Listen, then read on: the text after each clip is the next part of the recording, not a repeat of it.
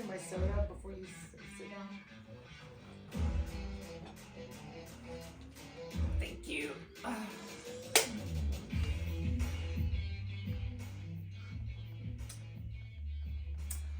Hey there, welcome to Ask Bill and Kate. Thursday nights at 8. This is pre-recorded because Bill and I are going to an event for Thursday night. It's gonna be fun. What are we doing tomorrow night, Bill? I don't know, I'm kind of disturbed about it. We're gonna go see Disturbed in Savannah. I've never seen them. We were in Savannah in was it October, November, seeing Tom Sandoval and the Most Extras, and we really didn't get to see the city because the next day they were traveling to Sanford, Florida, so we traveled too because we follow them because just what we do. So I'm like, God, I really want to see Savannah, so found out that Disturbed was coming. It's like, hey, right? Yep, absolutely. So tomorrow night we'll be in rock gear. You want to go on my Insta? You'll be able to see it. It's mostly Tom Sandoval and Most Extra stuff, but we're putting other stuff in there too, other concerts that we go to, right? Yep. But anyway, so this is what episode number is this? 164? It's 5. 165. I think so. Good grief. Wow. So how's this week been? This week has been extremely challenging. Extremely challenging. Bill loves that word. Yeah, we've got. We can't say too much about it though. Yeah, we've got a. Can't even really say that much about it. We got a home under contract, and there are just a few challenges with that home, and we're just trying to make everybody proper. happy. Yep. Did you leave the garage door open? No. Is somebody in the garage? I wasn't in there to get a drink. Oh, it's Alec. Okay, keep going. I didn't hear anything, Alec. I just saw the door open. But yeah, try to make everybody happy, and sometimes there's people don't understand the tactics that we do and why we do it, and just always trying to do the best we can for our gotta clients. trust us. Gotta trust us. Well, they don't have to trust us, but I mean, I think there's a case where, there should be a little more openness, but we'll figure out what's going on and get it. Well, we're not even talking about that. We're talking about something else with that. But anyway, yeah. So that's. We believe we got to earn everybody's trust, so that we understand that. So That's how it goes. So yay. Yeah. Anyway, escrow's right there. What? And plugging along on all our other items, we had 2 Asian caravans today for 2 of our listings. We are finally making some progress on one of our other listings. There was some work that needed to be done in the home, and looks like it's going to take place this week. Yes. So we're going to hopefully get that resolved this weekend. We like that. And finally get to move that listing forward the way we wanted to get that listing moving forward. Right. And it will. A very unique house. Very, very unique house. And it needs to show its true potential. Yep, absolutely. God, what was I going to say? You were going to ask some questions. Yeah, I was going to ask some questions, but I was going to say something else before that. I hate when that happens. Anyway. It's tough to get over. Bill, you're older than me. I know. I'm leading the way. Okay. Yay. All right. Is that too high? No. It shouldn't. That's the way I always Well, have you it. said no quick. All right. Okay. That's the way I always have it. All right. Fernando from Noonan asks, if my driveway is cracking, does that mean I need to get it repaired before selling my house? And why do driveways crack in the first place? That's a good question. Well, it just so happens that I just drew a blank on his name. See, it's tough getting old. That's right. Greg Greg Lewis, Greg Lewis, the concrete man. concrete guy, Concrete man, I thought. concrete guy. Bet me. Okay, we'll settle that bet after the. I'll look it up. At any I rate, know I'm right. So typically, what will happen and why concrete cracks is that the individual section is too big. Alternatively, it could be because a tree root is pushing it up, but that's a totally different issue. But just plain cracks in your driveway are primarily because there aren't enough relief sections in your driveway. We've got a ton of cracks in our driveway, but the reality is, particularly since I lived up north, and cracks will come because of salt getting into nooks and crannies and causing it to disintegrate. Wait, what'd you say, man or guy? I said, man. It is man. Oh my God. Ka-ching. Anyway,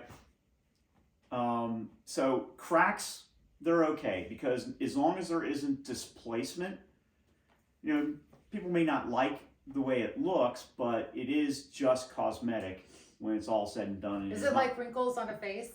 Sorry? Is it like wrinkles on a face?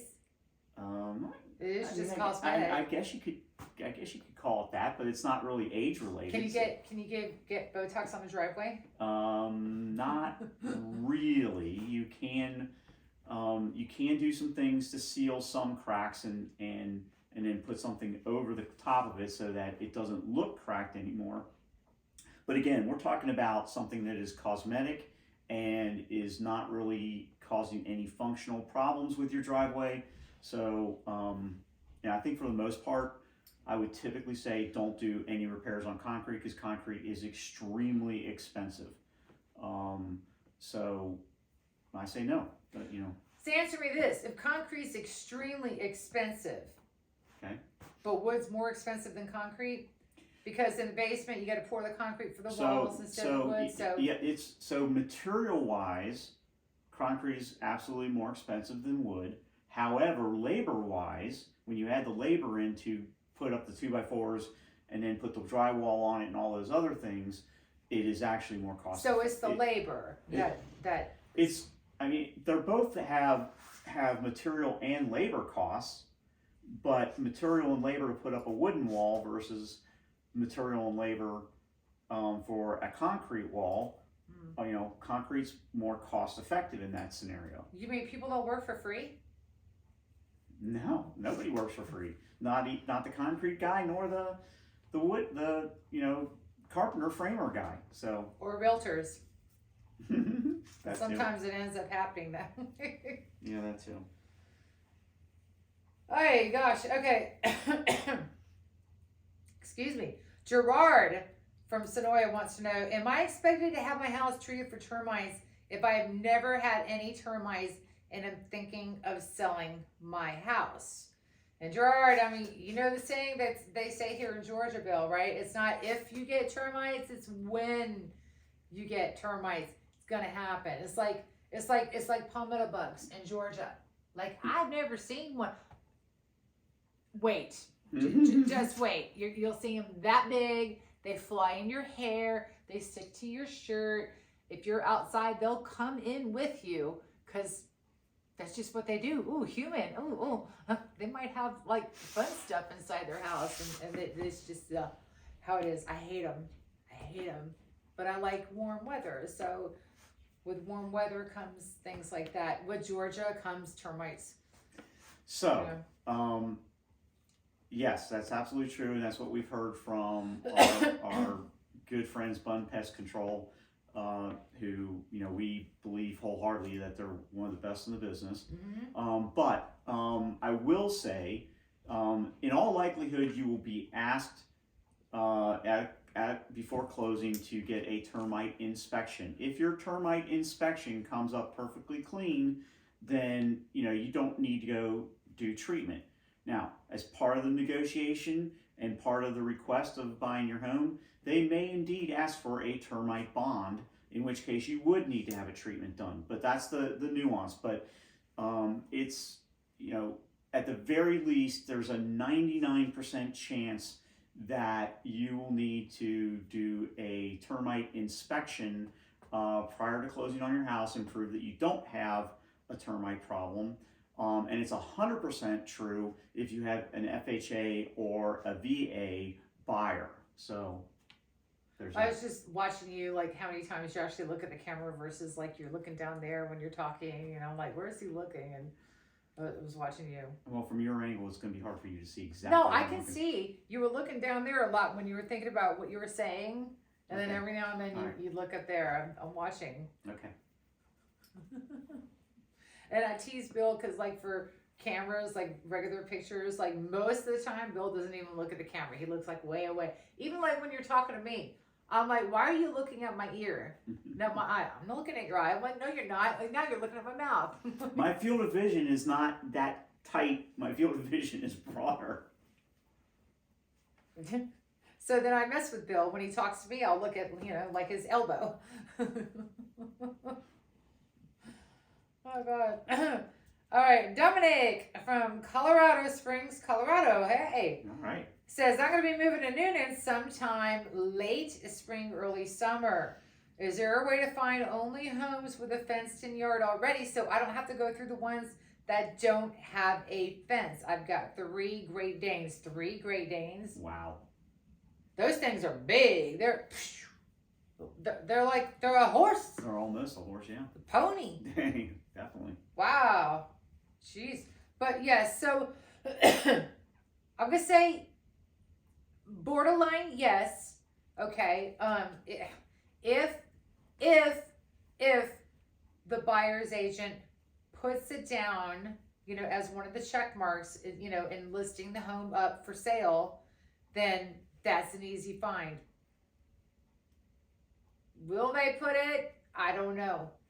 We've absolutely seen cases where a home has had a fence, but that box wasn't checked, and so therefore it was harder to find. But nonetheless, but yes, we certainly have items in the MLS that allow us to search for things like that. I would have to go back and take another look, but the last time I looked, Zillow doesn't have that particular field in its search criteria.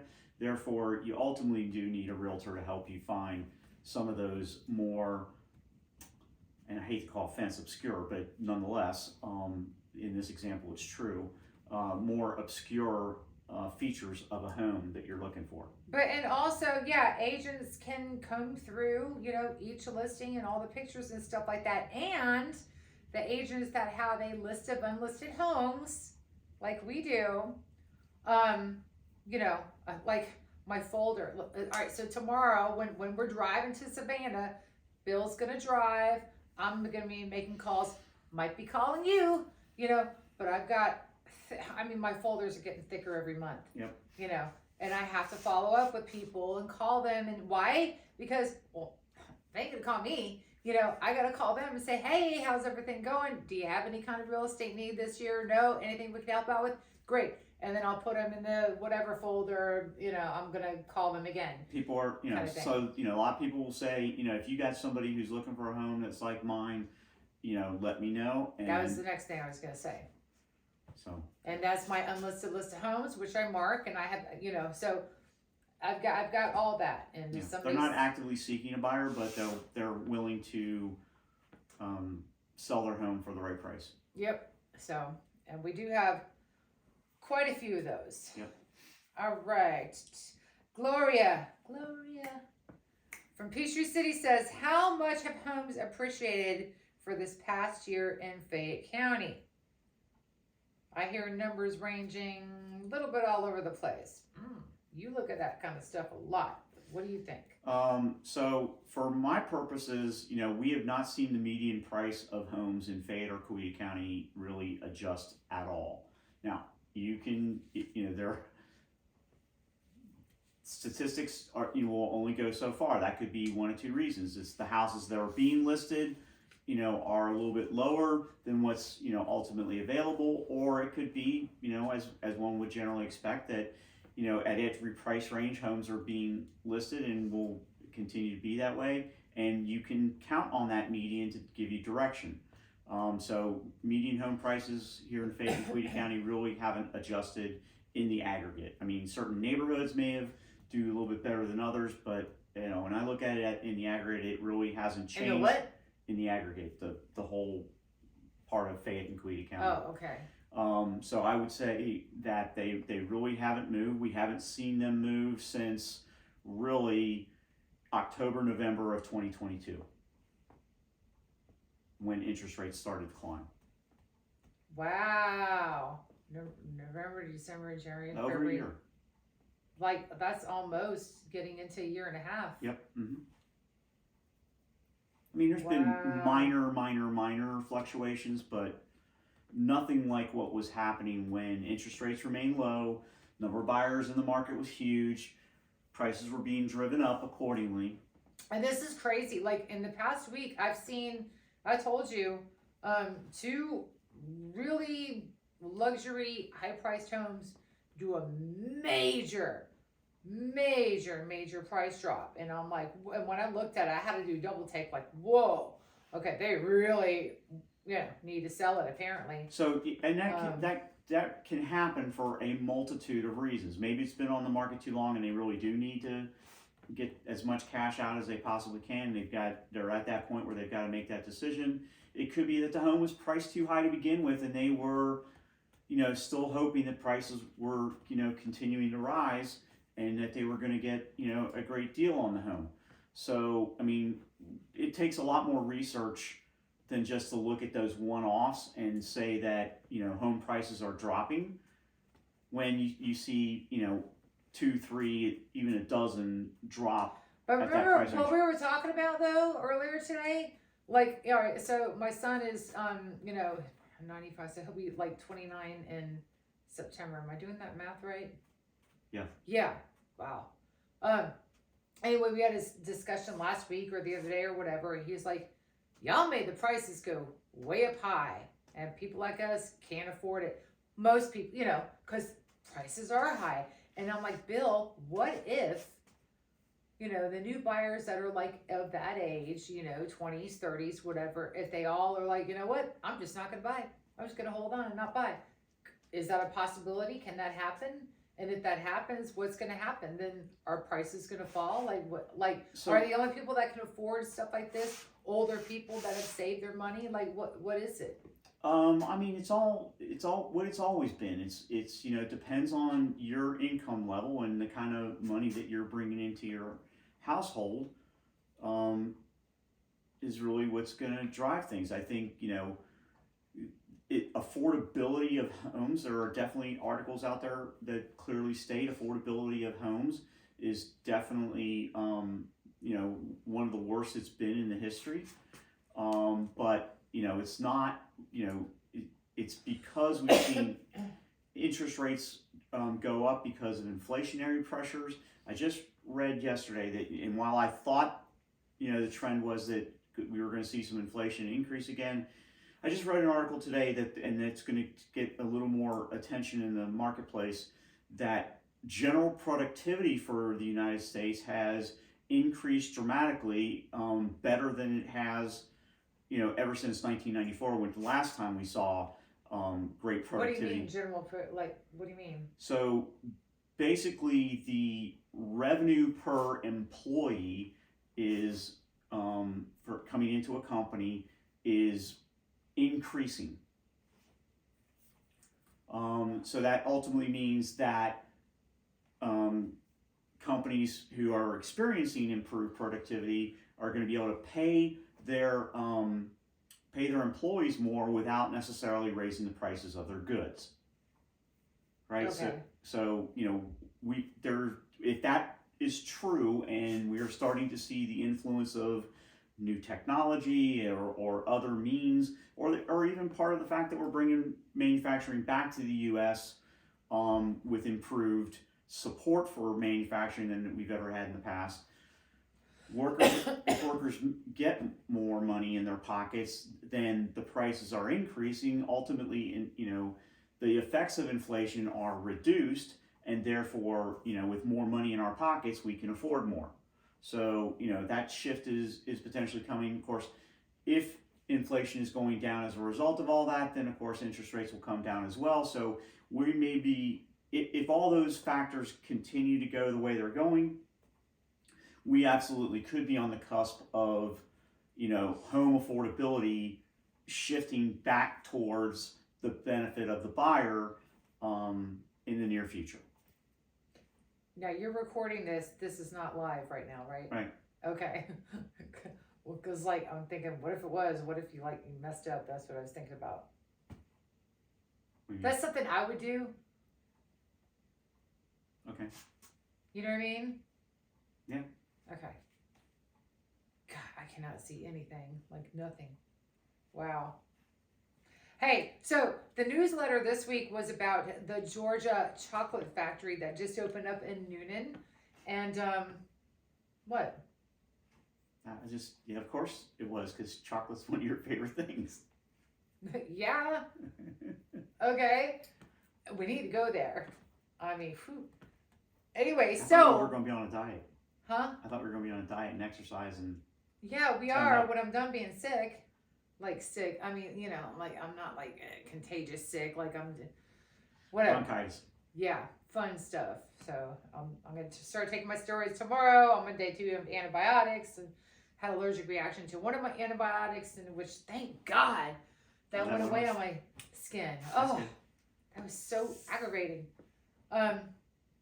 Anyway, yeah. So the joke and the fun fact and the game is all about chocolate. Fun. There you go. Okay. Cool. Because you couldn't find the heads up Zoom thing, right? Oh, you got to pay this 7 something. Which Well, we just got. it didn't work. You have to actually have 2 people participating, and then both people would. So we'd have to pay 2 things to do that. What? So, and I don't even know if it would turn the right way anyway. So I couldn't get it to work. So. Well, what? God, that's so aggravating. All right. We like the game Heads Up. Come on, you do better, Heads Up. For people like us, so we can turn it the way it used to be. Yeah, I either the Apple operating system I'm had gonna to write change. a letter. Well, I did put a ticket into the makers of Heads Up to see if we can figure this out. Yeah. Did you tell them we have real estate show? We like playing that game. There's a lot of people who like to play it in a group setting and make it easier to see the clue by putting the chair in front of the TV. So there's a lot of people who did that way based on everything I've seen, and there's no answers out there. So you didn't tell them we have a real estate show and we like playing that game. It didn't get that far. All I said was I've got a problem. We need to talk. And Houston?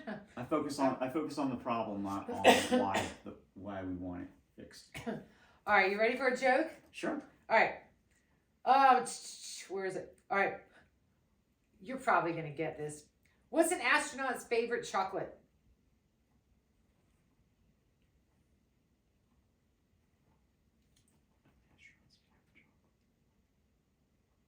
Okay, A moon pie. that's pretty good. A Mars bar, but that's good. I would not have come up with that. All right, you ready for a game? Would you rather chocolate Sure. edition? All right, would you rather only be able to eat melted chocolate or one type of chocolate forever? Melted chocolate forever every time you have chocolate, or only one type of chocolate every time you have chocolate? As long as it was one of the ones I liked, I could live with one type. Me too. I like dark chocolate. What's your favorite? Probably chocolate with orange cream in it. Okay. Would you rather have permanent chocolate marks around your mouth Okay. or permanent sticky fingers from chocolate? Sticky fingers. All right. Would you rather have all foods taste like chocolate or all chocolate taste like nothing?